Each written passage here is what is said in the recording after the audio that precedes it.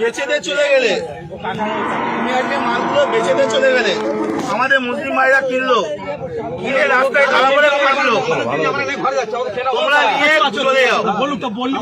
তোমরা কেন, তোমাদের তো মাথা তো, তোমরা কেন বিক্রি করতে চাইছো? তোমাদের মাথা হারানো, তোমাদের মালকে আমরা কিনে ফাঁসবো, মাথা বেশি দিবে, তোমরা চলে যাও। ভালো কথাই বলছি, হাট এরকম মাথা দেয়, তোমরা চলে যাও। কেউ একটা ভালো কথা বলো, এনাদের কেউ একটা কিন্তু কোনো কথা বলবে না। উপরে বলুক, উপরে বলতে পারো, করে খাই, আমরাও করে খাই।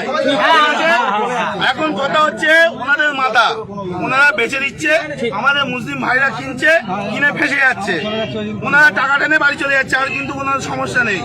সুতরাং কেউ একটা এদের কোনো কথা বলবে না, এনারাও করে খায়। কিন্তু তোমরা মানে মানে কাকা নিয়ে বাড়ি চলে যাও। সরকার যতক্ষণ না নির্দেশ দিচ্ছে কি হবে, কেউ কোনো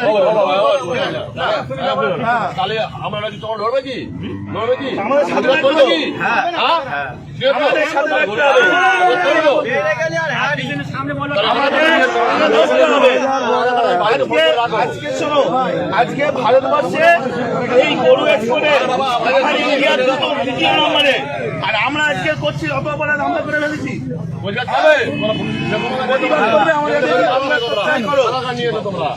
আমাদের সাথে প্রতিবাদ করলে থাকো, না হলে দেখো না। কেন কিনা জানি না, আজকে এই মাংস, গরু মাংস বাইরে দেশে এক্সপোর্ট হচ্ছে, আমাদের ইন্ডিয়া দ্বিতীয় নম্বরে, আর আজকে আমরা অপরাধ করে ফেলেছি। এর জবাব কেউ দিতে পারবে? সুতরাং কাকা নাম বলো, সঞ্জয়